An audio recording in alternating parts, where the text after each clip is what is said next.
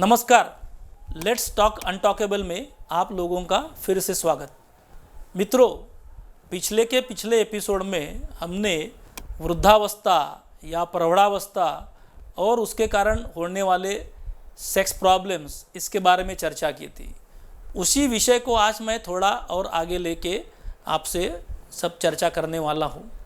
आप जानते हो कि औरतों में लगभग 45 साल की उम्र में उनकी माहवारी बंद होना शुरू होता है। सभी औरतों में 45 साल में होगा ऐसा ज़रूरी नहीं है।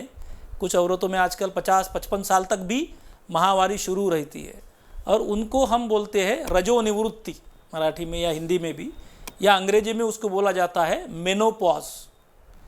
तो क्या ये मेनोपॉज जैसा औरतों में है वैसा मर्दों में भी कुछ होता है? बहुत सारे लोगों को लगता है कि मर्दों में भी कुछ होता होगा, और हमने सुना है कि बहुत सारी पुराने कथाओं में आता है या बोला जाता है कि घोड़ा और मर्द कभी बूढ़ा नहीं होता। तो क्या सही है? तो मैं शुरुआत में बोलता हूँ ये सही नहीं है। मर्द भी बूढ़ा होता है, हम देखते हैं, लेकिन लोगों का कहना है कि सेक्स पावर मर्द की कभी कम नहीं होती, वो वैसी की वैसी ही रहती है। तो इसके ऊपर भी बहुत सारे मतभेद है, क्योंकि पावर ये ऐसा कुछ नहीं होता है।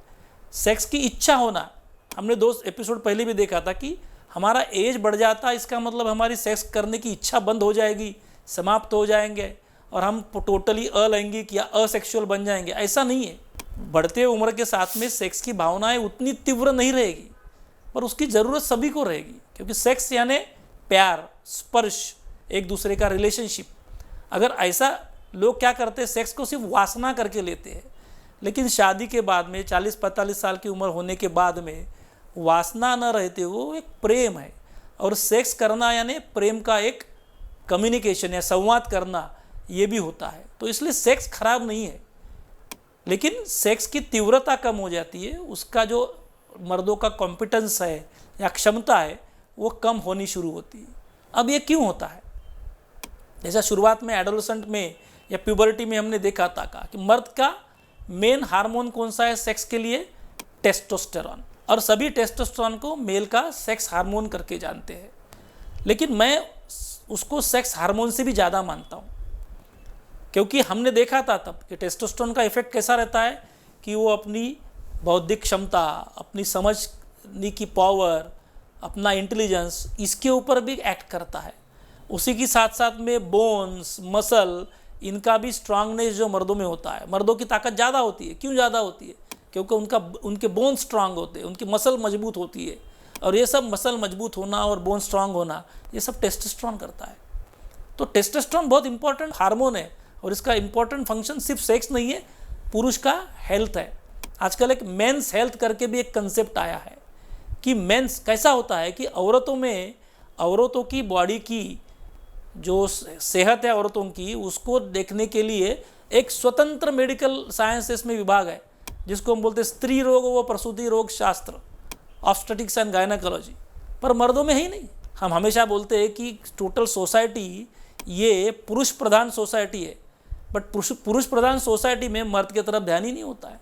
तो इसलिए मेन हेल्थ ये कंसेप्ट आजकल ज़्यादा हो रहा है, और मेन हेल्थ का कंसेप्ट का जो मेन बेसिस है, उसका जो पाया है, वो है टेस्टोस्टेरॉन। सो जैसा औरतों में मेनोपॉज होता है, वैसे ही मर्दों में औरतों में ईस्ट्रोजन कम होता है, इसलिए माहवारी बंद होना शुरू होता है और औरतों की प्रजनन क्षमता बंद हो जाती है। मर्दों में वैसा नहीं होता है। मर्दों में टेस्टोस्टेरॉन भी सीक्रेट करती है और स्पर्म्स भी सीक्रेट करती है उम्र बढ़ने के बाद भी। इसलिए शायद उसीलिए मर्द कभी बूढ़ा नहीं होता, ये बोला गया होगा कि लोगों को 70-80 साल की उम्र में भी बच्चे हुए हैं, ये हमने देखा है। बहुत सारी सेलिब्रिटीज़ को भी हुए हैं। तो टेस्टोस्टेरॉन बनते रहता है, लेकिन उसकी बनने की क्षमता जो है, जो रेट है, वो कम होता है। ऐसा बोला जाता है कि 20 साल की उम्र के बाद में टेस्टोस्टेरॉन 1% कम होना शुरू होता है। तो टेस्टोस्टेरॉन कम होने से मर्द की प्रजनन क्षमता का तो नहीं, क्योंकि टेस्टोस्टेरॉन ये सेक्स के लिए इम्पॉर्टेंट है और प्रजनन क्षमता के लिए स्पर्म्स इम्पॉर्टेंट है। मर्दों में वो थोड़ा सा अलग अलग है। तो ये कंसेप्ट को पॉपुलराइज करने के लिए, जैसे औरतों में मेनोपॉज होता है, तो लोगों ने एक टर्म कॉइन किया तो कि आदमियों में या मर्दों में एंड्रोपॉज होता है। एंड्रो मीन्स मैन, और पॉज मीन्स उसका मैनहुड थोड़ा सा कम होना है। बट ये कोई करेक्ट टर्मिनोलॉजी नहीं है। उसको एक करेक्ट अगर साइंटिफिक टर्मिनोलॉजी हमने देखी है तो उसको बोलते हैं late onset hypogonadism. Hypo means कम, गोनेडिज्म मीन्स गोनेड का या सेक्स हार्मोन्स का कम होना। तो लेट ऑनसेट क्यों? क्योंकि 40 के बाद में ही इसका असर बॉडी पे होता है। अब असर क्या होता है? तो सबसे पहले सेक्स में कमी आएगी, उसकी सेक्स की इच्छा होना कम हो जाएगा, उसको इरेक्शन में दिक्कतें आएगी, या सेक्स की इच्छा कम होने के कारण अगर सेक्स बहुत दिन बाद हो रहा है तो प्रीमैच्योर इजैकुलेशन या शीघ्रपतन की समस्या भी आ सकती है। तो ये तीनों के तीनों सेक्स प्रॉब्लम जो मर्दों में वेरी कॉमन प्रॉब्लम्स बोलते हैं हम, ये होना शुरू होता है। क्योंकि टेस्टोस्टेरोन का क्या है? टेस्टोस्टेरोन का डायरेक्ट रोल होता है पेनिस पे, यानी लिंग पे। लिंग की टिश्यू जो होती है उस पे उसका डायरेक्ट रोल होता है, इसलिए वो टिश्यू अच्छी रहना चाहिए। इसलिए टेस्टोस्टेरोन पर्याप्त मात्रा में मर्दों के शरीर में रहना आवश्यक है। दूसरा टेस्टोस्टेरोन का काम है कि टेस्टोस्टेरोन काफ़ी हद तक मर्दों के ब्लड सर्कुलेशन के लिए भी फायदेमंद है। ऐसा बोला जाता है ब्लड वेसल की जो टिश्यू होती है एंडोथेलियम, हमने पिछले बार देखा था, ये एंडोथेलियम भी अगर टेस्टोस्टेरोन कम हो जाएगा तो एंडोथेलियम भी इंज्योर्ड हो जाएगी या एंडोथेलियल डिस्फंक्शन हो जाएगा, और उसके कारण भी रक्ताभिसरण जो है, ब्लड सर्कुलेशन, वो कम हो जाएगा। लेकिन सबसे पहले हमको पता चलता है मर्दों को अपने टेस्टोस्टेरोन कम होने के कारण उनके सेक्स में कमजोरी आना, या उनको इरेक्टाइल डिस्फंक्शन होना, उनकी इच्छा कम होना, या उनको प्रीमैच्योर इजैकुलेशन होना। अगर 40 साल की बाद में अगर कोई मर्दों को ऐसा लगता है, आजकल तो हम देखते हैं कि 40 साल के पहले भी कुछ लड़कों की या मर्दों की टेस्टोस्टेरोन लेवल कम रहती है, पर 40 साल की उम्र के बाद में अगर कुछ होता है, ऐसा कोई भी सेक्स प्रॉब्लम आता है, तो हमारे कान खड़े हो जाते हैं कि या क्या ये टेस्टोस्टेरोन के कमी के कारण तो नहीं है। और इसलिए हम फिर वो मर्दों को जो हमारे पास आते हैं उनको टेस्टोस्टेरोन की टेस्ट करने लगाते हैं, क्योंकि ये जो सेक्सुअल डिस्फंक्शन है ये शायद शुरुआत है। हमने बोला था कि इरेक्टाइल डिस्फंक्शन होता है तो ब्लड सप्लाई कम हो रहा है, ब्लड सप्लाई पेनिस को कम हो रहा है, तो कुछ दिन बाद शायद वो हार्ट को भी कम करने की संभावना है। तो इरेक्टाइल डिस्फंक्शन अगर होता है तो वो मर्द को आगे चल के हार्ट का प्रॉब्लम भी आ सकता है। तो ये इसके कारण बहुत बार लो टेस्टोस्टेरोन लेवल भी रहते हैं। अब ये लो टेस्टोस्टेरोन किन को ज़्यादा होगा? ऐसे कौन से मर्द है कि जिनको ये ज़्यादा हो सकता? तो ये ज़्यादा होना जो वास्कुलर रिस्क फैक्टर्स है जिसके कारण हार्ट को प्रॉब्लम आते हैं, वही रिस्क फैक्टर शायद टेस्टोस्टेरोन कम होने में भी कारणीभूत या उसके रिस्पॉन्सिबल है। कौन कौन से? जिसको बोलते हैं मोटापा, शरीर का वजन ज़्यादा होना। अब मोटापा ने यानी क्या? मोटापा भी हम बोलते हैं कि उसको हम डिफाइन कर सकते हैं, उसको गिन सकते हैं। एक बॉडी मास इंडेक्स नाम का एक इंडेक्स होता है, उसमें पुरुष की हाइट और उसका वेट, ये दोनों चीज़ जानना जरूरी है। और उससे ये फार्मूला रहता है वेट इन केजी अपॉन यानी divided by height in meter square. यानी एक आधे आदमी की हाइट 165 सेंटीमीटर है या 5 फुट 6 इंच है, तो वो 1.65 और 1.66 होंगी, या 165 और 66 सेंटीमीटर्स होगी। तो उसका मीटर में कन्वर्ट करना है 1.6 और उसको स्क्वायर करना है। और वेट है 70 डिवाइडेड बाय 1.6 का स्क्वायर। और फिर ये जो आता है जनरली ये 25-26 के इसमें आता है, क्योंकि मैंने जो भी बताया मेरा वेट और मेरी हाइट बताई है, इसलिए मुझे मालूम है BMI कितना रहता है। लेकिन ये BMI को हम कब मोटापे में बोल सकते हैं और कब उसको नॉर्मल वेट बोल सकते हैं? तो ये बॉडी मास इंडेक्स का अगर 25 के नीचे बॉडी मास इंडेक्स है आपका तो आप नॉर्मल वेट हो। लेकिन 25 से 30 के बीच में अगर आपका बॉडी मास इंडेक्स है तो आपको ओवरवेट बोला जाता है, कि जितना अपेक्षा है उससे ज़्यादा है आपका वेट, आपने कम करना चाहिए। लेकिन अगर ये BMI 30 के ऊपर चले जाता है तो उनको हम बोलते हैं ओबेसिटी। फिर 35 के बाद में गया तो माइल्ड, मॉडरेट, सीवियर ओबेसिटी।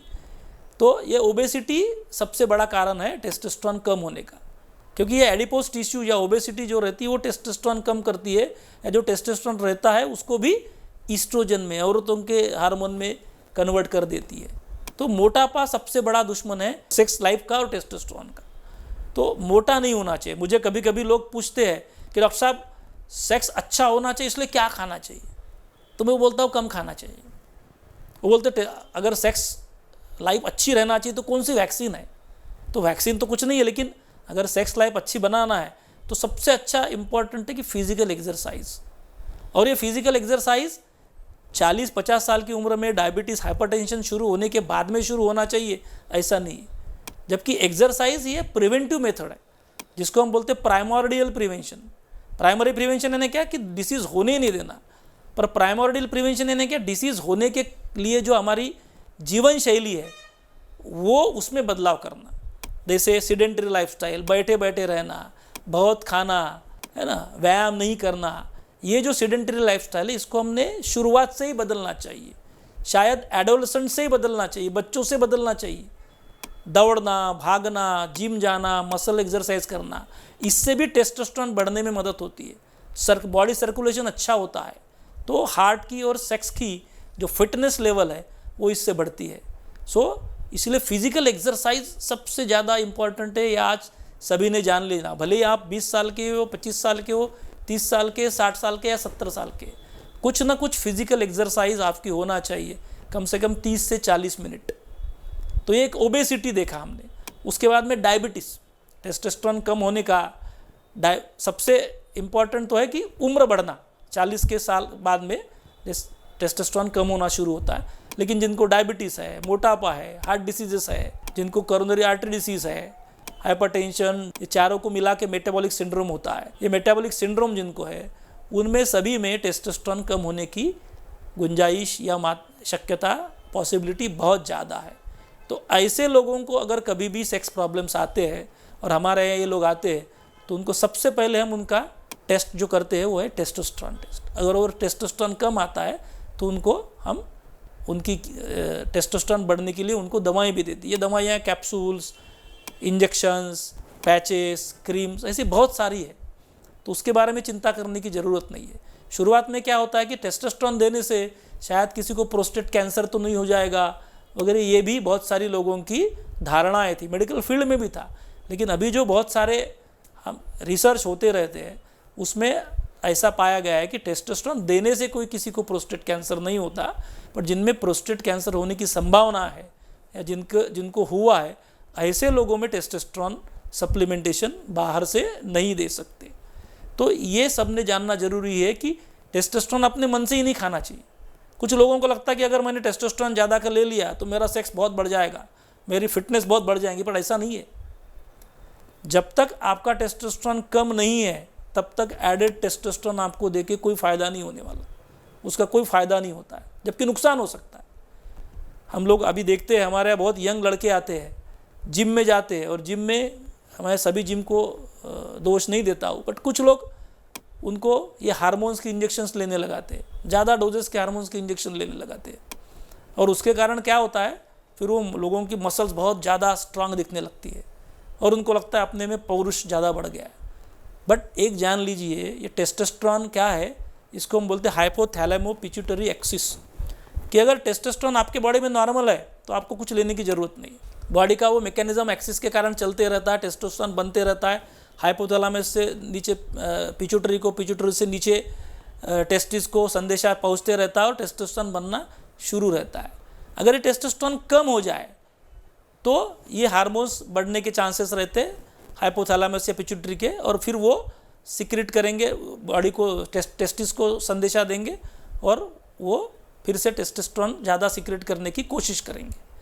लेकिन होता क्या है कि अगर बाहर से बहुत ज़्यादा टेस्टोस्टेरोन हमने ले लिया तो जो हाइपोथैलेमो पिट्यूटरी एक्सिस वाले जो हार्मोन्स होते हैं वो कम हो जाएंगे, वो टेस्टिस को आगे संदेश ही नहीं देंगे, और उसके कारण टेस्टोस्टेरोन टेस्टिस से बनना कम हो जाएगा और धीरे धीरे स्पर्म्स भी बनना कम हो सकते हैं, और ये मर्दों को टेस्टोस्टेरोन डेफिशिएंसी भी हो सकती है और इनफर्टिलिटी यानी आगे चल के शादी के बाद बच्चे न होना, ऐसी समस्या को अभी सामना करना पड़ सकता है। इसलिए किसी ने भी अपनी मर्जी से टेस्टोस्टेरोन नहीं लेना चाहिए, बगैर डॉक्टर की एडवाइस टेस्टोस्टेरोन नहीं लेना चाहिए, और डॉक्टर भी किसी को भी बगैर टेस्टोस्टेरोन की एस्टिमेशन किए या टेस्ट किए एडवाइस टेस्टोस्टेरोन का नहीं करता है। तो आज आप लोगों को टेस्टोस्टेरोन का महत्व और 40s के बाद में डायबिटीज़, ओबेसिटी में इसका क्या महत्व है ये हमने बताया है। सभी ने ध्यान में रखना है कि सेल्फ मेडिकेशन नहीं करना है। सेल्फ मेडिकेशन के नुकसान मैंने बताए हैं, तो सेल्फ मेडिकेशन न करते हुए अपने फिजिशियन जो आपके डायबिटीज़ की ट्रीटमेंट कर रहा है, हार्ट डिसीज़ की ट्रीटमेंट कर रहा है, आप उनको भी अपने सेक्स प्रॉब्लम बता सकते हैं। उनके सामने भी आपकी शंका है कि मेरा टेस्टोस्टेरोन कम तो नहीं हुआ है, शायद आपने आप उनको सेक्स के प्रॉब्लम बताया तो पहले ही आपका टेस्टोस्टेरोन करवा लेंगे। बट आपने भी डॉक्टर से पूछने की ज़रूरत है। मैं नहीं बोलता हूँ कि हर एक ने 40 के बाद में मेरे से कंसल्ट करना चाहिए। आपके जो डायबिटीज़, बीपी, हार्ट डिसीज़ के जो डॉक्टर्स हैं उनसे कंसल्ट करके आप इसके ऊपर उपचार ले सकते हो। तो ध्यान में रखिए कि टेस्टोस्टेरोन इज़ वेरी इंपॉर्टेंट। जैसे मर्दों के लिए इम्पॉर्टेंट है, मर्दों ने भी ध्यान रखना चाहिए, वैसे उनकी पत्नियों ने भी ध्यान रखना चाहिए कि ये टेस्टोस्टेरोन हार्मोन कम होने से मर्दों में प्रॉब्लम आते हैं और उसका पहला चिन्ह है सेक्स प्रॉब्लम। तो आपके पतियों को भी अगर कोई सेक्स प्रॉब्लम होता है और वो 40 साल की उम्र के ऊपर है, मोटा है, डायबिटीज़, हाइपरटेंशन जैसी उनकी व्याधियाँ हैं, तो उनको भी आपने डॉक्टर की सलाह लेने के लिए बोलना चाहिए। आज तक अभी के लिए हम यहीं रुकते हैं। अगली बार फिर से एक नया विषय लेके आपके सामने हाजिर होंगे। नमस्कार।